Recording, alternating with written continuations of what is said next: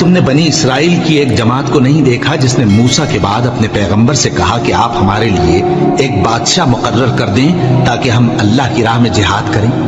پیغمبر نے کہا کہ اگر تم کو جہاد کا حکم دیا جائے تو ایسا تو نہیں کہ لڑنے سے پہلو تہی کرو۔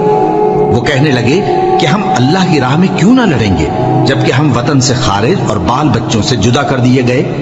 پھر جب ان کو جہاد کا حکم دیا گیا تو چند اشخاص کے سوا سب پھر گئے، اور اللہ ظالموں سے خوب واقف ہے۔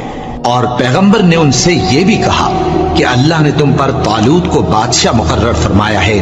وہ بولے کہ اسے ہم پر بادشاہی کا حق کیوں کر ہو سکتا ہے؟ اس سے بڑھ کر بادشاہی کے مستحق تو ہم ہیں، اور اس کے پاس تو بہت سی دولت بھی نہیں۔ پیغمبر نے کہا کہ اللہ نے اس کو تم پر فضیلت دی ہے اور بادشاہی کے لیے منتخب فرمایا ہے۔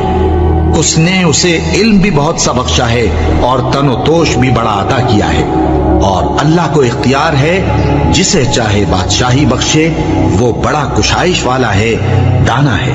اور پیغمبر نے ان سے کہا کہ ان کی یعنی طالوت کی بادشاہی کی نشانی یہ ہے کہ تمہارے پاس وہ صندوق آئے گا جس کو فرشتے اٹھائے ہوئے ہوں گے۔ اس میں تمہارے پروردگار کی طرف سے تسلی بخشنے والی چیز ہوگی، اور کچھ اور چیزیں بھی ہوں گی جو موسیٰ اور ہارون چھوڑ گئے تھے۔ اگر تم ایمان رکھتے ہو تو یہ تمہارے لیے ایک بڑی نشانی ہے۔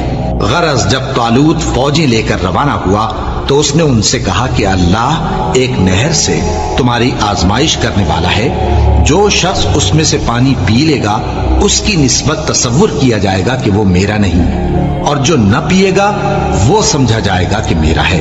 ہاں اگر کوئی ہاتھ سے چلو بھر پانی لے لے تو خیر۔ جب وہ لوگ نہر پر پہنچے تو چند آدمیوں کے سوا سب نے پانی پی لیا۔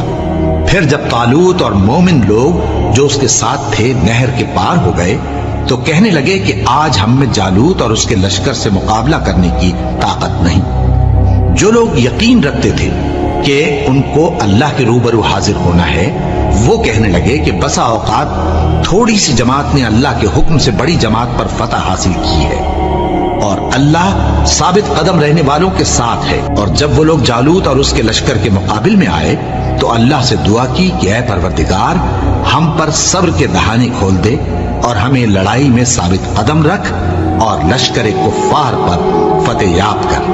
تو طالوت کی فوج نے اللہ کے حکم سے ان کو شکست دے دی، اور داؤد نے جالوت کو قتل کر ڈالا، اور اللہ نے ان کو بادشاہی اور دانائی بخشی اور جو کچھ چاہا سکھایا۔ اور اگر اللہ لوگوں کو ایک دوسرے پر چڑھائی اور حملہ کرنے سے نہ ہٹاتا رہتا تو کرۂ ارض تباہ ہو جاتا، لیکن اللہ اہل عالم پر بڑا مہربان ہے۔